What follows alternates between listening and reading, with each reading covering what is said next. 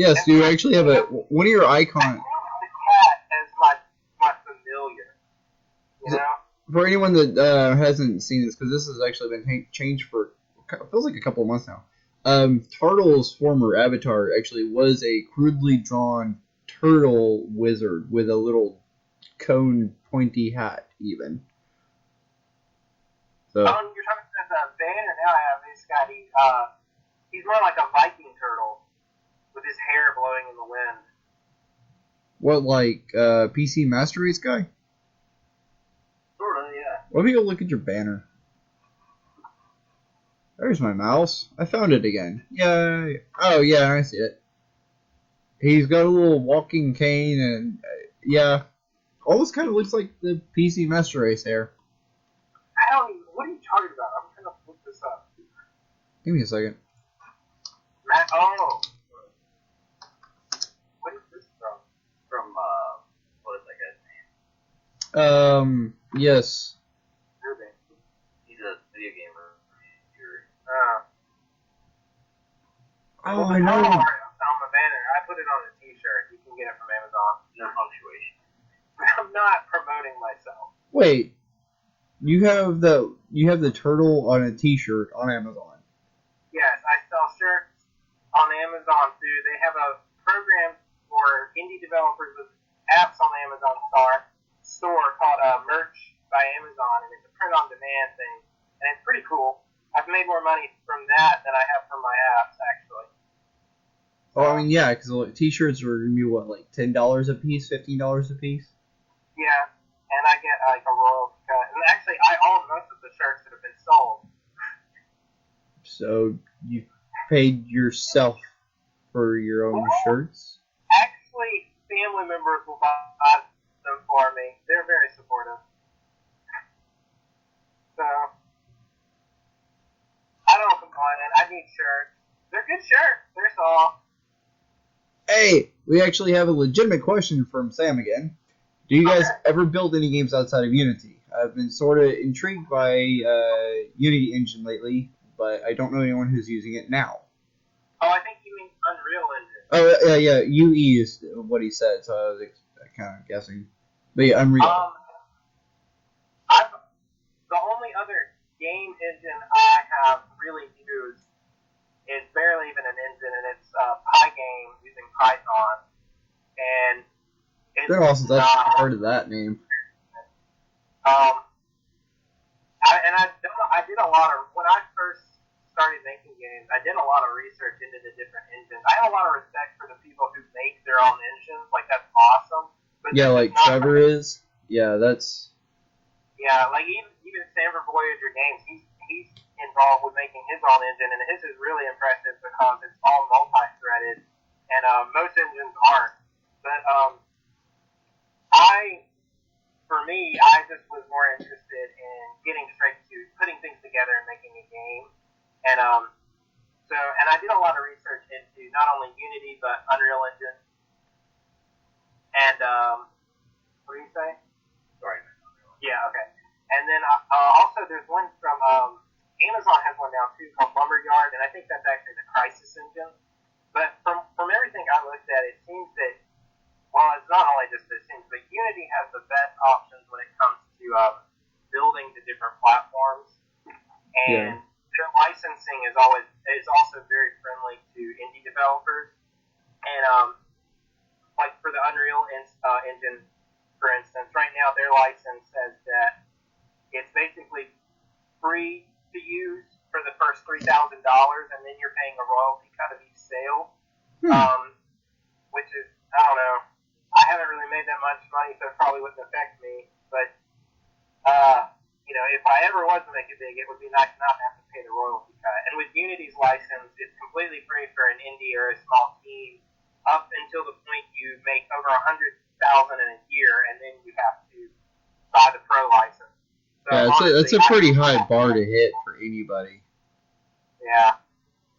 But, so Unity is the main one I've used. And the game I made with the Pygame was the reverse of Snake. You play as one of the apples, and you run away from the snake. And it was a terrible game. I made it for a game jam, and I was gonna use Unity, but then it was a game jam to make a game to run on Raspberry Pi, and I started the game with Unity, and then realized that Unity could not build a Raspberry Pi because it was a Linux distribution, but with an ARM processor. Yeah, that's the kicker, is the ARM right there. And so I had to switch to Python like last minute, and like I didn't even think I was gonna finish that game in time, and it was very good. So before Turtle converted me to using Unity, I did dabble with Game Maker and RPG Maker. Yeah, I'm actually using Game Maker myself right now. Yeah, Game Maker is pretty great. In comparison to Unity, Unity's a lot more powerful. But I was collaborating with a couple friends who decided they wanted to make a game. Didn't really pan out when I was using it, but yeah, no, it's a fairly good engine. The Angry Snake God, I saw the question. It's this game that Reverse Snake is called Angry Snake God, and it does still exist. It's actually hidden from my itch page because I'm so ashamed of it. No. Publish.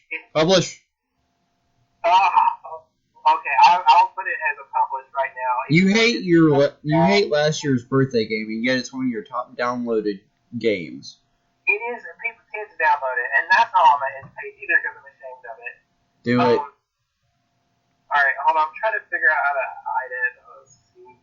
Okay, it is now visible on my itch page if you were to go on there. I'm telling you though, it's Angry Snake God, and it's a crappy game. Yeah, so if you play it, have fun. I will try to play it. If I can get it playing somehow later, because I don't feel like trying to figure out playing Python at the moment, because I don't know if I have it on my computer at all. Sam's getting it now, so he'll let me know. Like 2 downloads ever. Dude, you're gonna have 3. I'm gonna link to it. I'll put it in the description. But my choo-choo truck's off the train again. Actually, I can't freaking talk. Most of the time I spent making the stupid snake game wasn't even related to the game. It was just figuring out how to do buttons in Pygame, because I had so many problems when I'd click a button and try to transition into something else happening that, like, you click and it would detect the function call like 1,000 times, and I was just like, oh, this is a mess. And I don't know. It's just because I struggled. I don't know Pygame very well, and I've used Python a good bit, but that was really one of the first projects I made where it wasn't just like a script that does 1 or 2 things. So. Oh. Are you still there? Yeah, I'm still here. I'm just trying to think of anything else we can talk about, because we're hitting an hour. And, I mean, that's usually the length of the episode so far. That's what we did last time, and that's what Dave and I did. So, we've done the Q&A. Unless there's any other ideas or questions or any projects you guys got going on. I mean... other than that, stay in your seat. Eventually, I'm going to get back to it. I have another mobile app I've been slowly working on. I've basically been distracted in other projects, but it's the evolution style game with monster plant beings. Oh, yeah, I've seen that. I think I told you about it before, and so that game is not. I haven't given up on that. Eventually, I'm going to do some more work on it. In fact, it's almost done. I just need to add more characters, really. Yeah, just adding content. Yeah. But then that'll probably be my last mobile game, but I say that, and I probably will end up making another one. Mm-hmm. And I want to focus more on PC games. Yeah. It's just easier to develop for, honestly. Yeah, and I think they have more of a chance of gaining a following and making money. Or at least that's my theory at this point. Yeah. I mean, it's easier for, like if you're running a Linux computer, you know, it's easy, or even a Mac, it's really easy for a lot of indie games to run in Wine, you know, because they're not very complicated. But if you've got, you know, an Android phone and a developer only puts out a game for, you know, iOS or whatever, you can't have any of that crossover at all. So, It's just easier to do it. Yeah, but Alright, so let's see. Due to the plugs, we have, once again, this is Tartle Games, twitter.com/TARTLE_GAMES, and this is Peter, at CrummyGamer, twitter.com/CRUMMYGAMER. I am your host, Mark, Cajun Coding, in the description, all that. Anything else you guys want to plug? I'll be putting your itch.io page in the description. Peter, do you have anything like that?